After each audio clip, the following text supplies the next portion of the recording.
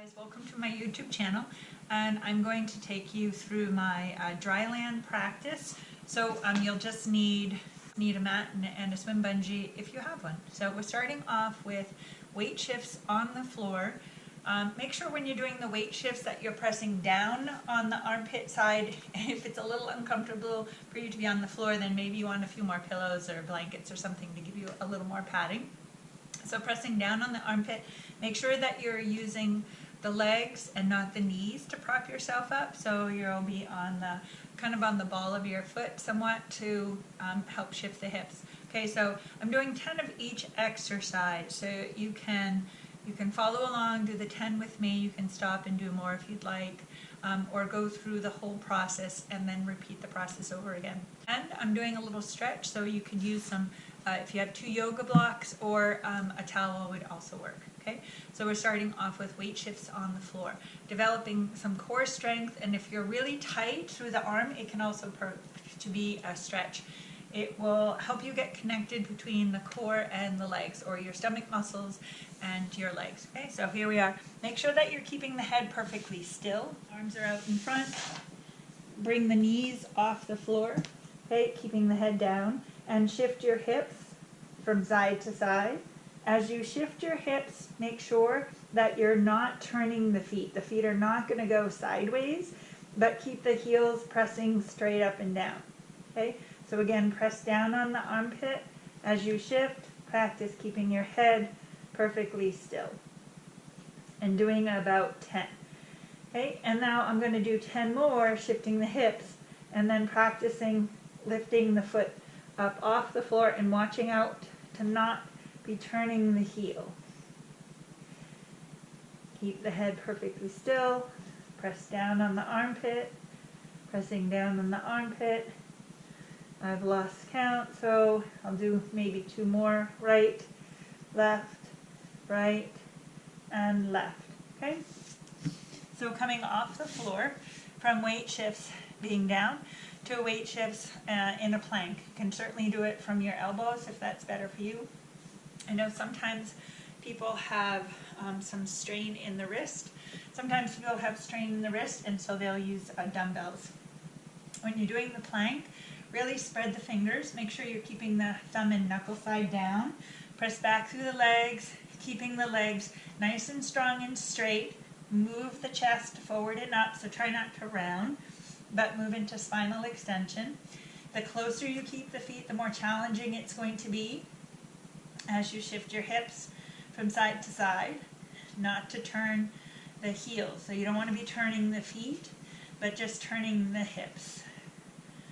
Just keeping the head neutral, nose pointing down between the hands, keeping the legs strong and straight. And now another 10, but starting to lift the lower leg. So as the left hip goes down, the left leg comes up. Doesn't have to be a big movement. Try not to turn the foot, but just a small lift. Make sure you're breathing.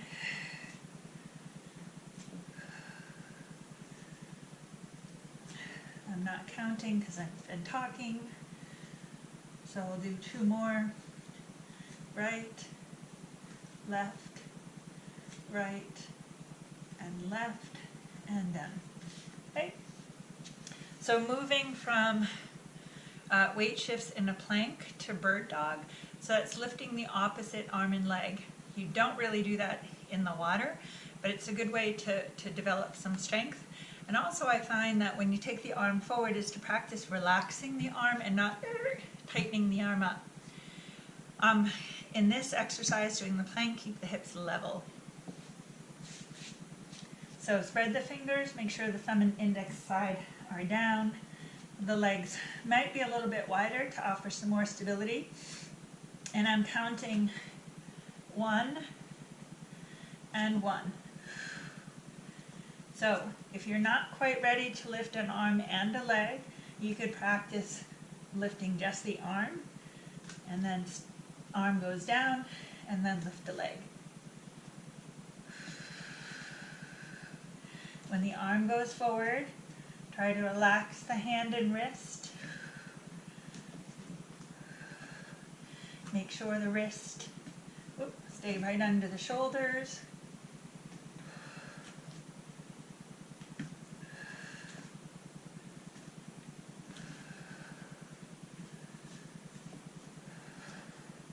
Keep the nose pointing between. Once again, I've lost count. So I'm going to say 7, 7, 8, 8, 9, 9, 10, and 10. Good. And then back down, taking a little break. Now, next is a bit challenging. It's closer to swimming. So we're doing the plank, drop one hip, and and the leg comes up. Instead of taking the arm forward, you're actually going to bring the arm back and then treat it as though it was the recovery arm. Okay, great for balance. So when that arm goes back, the hip is high, bring the arm forward, the hip is going to stay high, and then a transition. So spread the fingers, make sure the thumb and index side are down, shoulders are over the wrist. Extend the legs back, stay really strong and straight. The right hip goes down, the right leg comes up. Release that left arm, see if you can bring it forward, and then switch. Left hip, left leg, right arm, recovery arm, and then switch. Finding that you're really stable.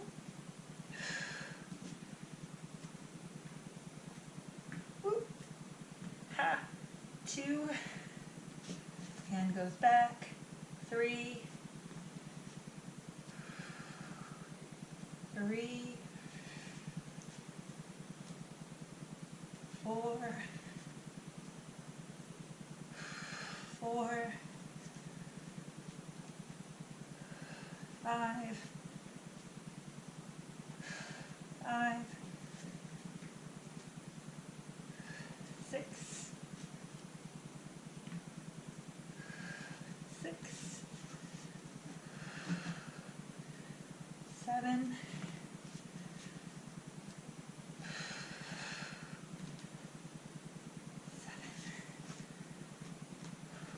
8, 8, 9, 9, 10, and 10.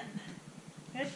So really great balance, stabilizing, feeling the feet. Sometimes they want to turn. They did turn, maybe they didn't. Hard to tell, but going by feeling. And then really using the whole body and the recovery arm as loosey-goosey as can be, staying stable through the whole body as that arm comes forward. Okay? So staying as stable as possible by bringing this arm forward. This arm is not doing anything to balance or stabilize the body. It's nice and loose, and its job is recovery, so it's just swinging forward. Okay? Back down onto the floor. Now swimming on the floor, I'm going to take 20 strokes, and I'm also going to practice my breath and using the legs, developing some good strong muscles through the core and through the legs to help me balance and stabilize, and a nice loose recovery arm. Keeping the head perfectly still, using the legs, shifting onto the left side, pressing that left armpit down. Right arm comes forward. That's 1, 2, 3, 4. I'm going to take a breath. 5, 6, 7. Take another breath. 8, 9, 10, 11. Taking another breath. 12, 13, 14. Keeping the triangle arms nice and loose. Taking a breath.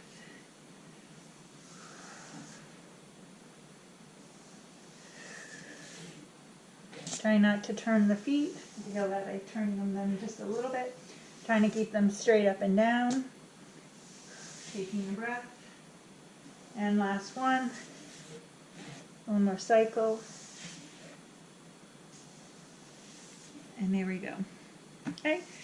From being on the floor and then moving into the catch with the bungee. So of course, being on the floor, I couldn't practice the catch, but now using the bungee, I'm going to stand and do a few exercises. So it's more about the movement than developing strength.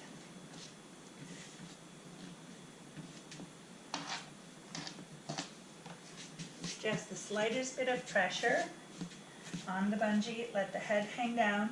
Try to move into spinal extension and not rounding the spine, but moving, feeling like the hips are lifting and the chest is extending forward, or it might feel like it's kind of dropping down. Start with a little bit of tension, head is neutral, and just a slight movement, a bend in the elbow. So the arms are sloping down as I do this, and a slight bend in the elbow to get that vertical line from the elbow down to the fingertips.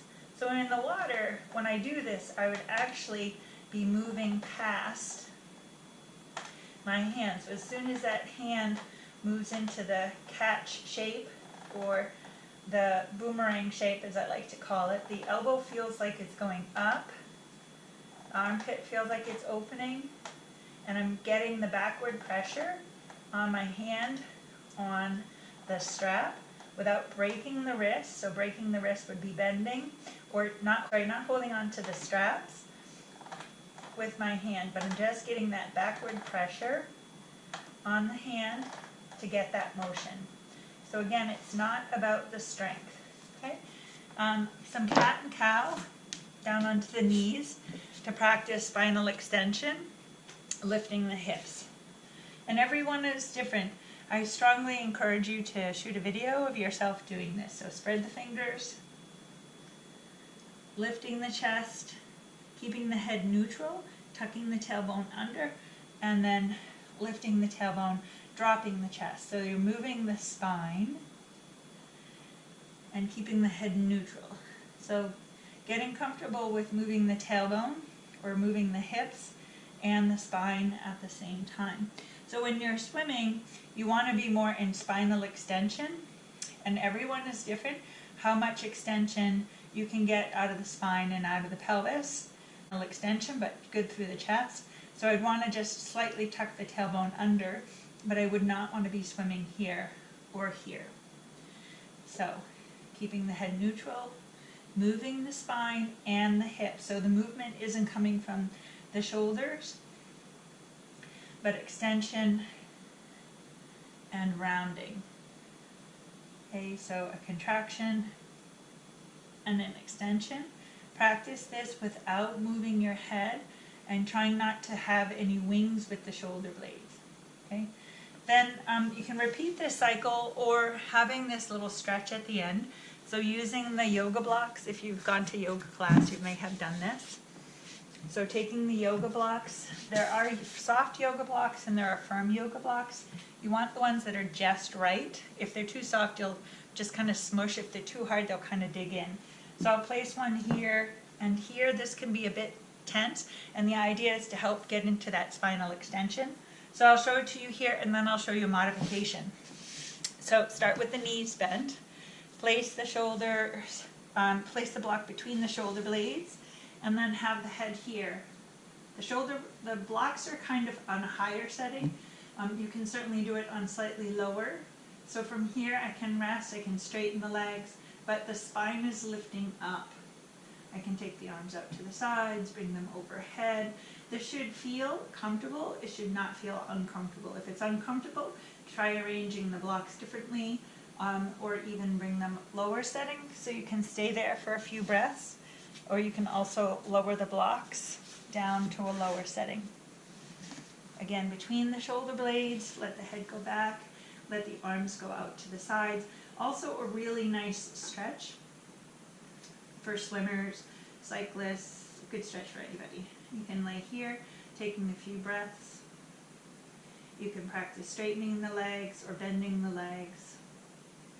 Again, taking the arms overhead, holding the elbows, changing the overlap of the elbows. So staying there for about 20 breaths, or I'll show you another modification if you don't have yoga blocks.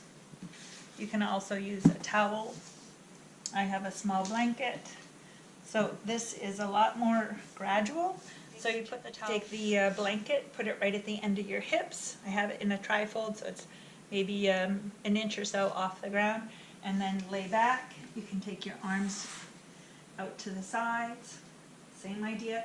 It's just giving a little lift in the chest. Depending on how tight you are, you can take the arms overhead, palms facing up. You can hold the elbows, take them out to side goalpost, taking a few breaths here, and then when you're done, you're done. There you have it, my swimmer's dry land training practice with a stretch, 2 stretches at the end with the cat-cow, and then stretching on the blanket or the blocks. You can also do the stretch on a stability ball.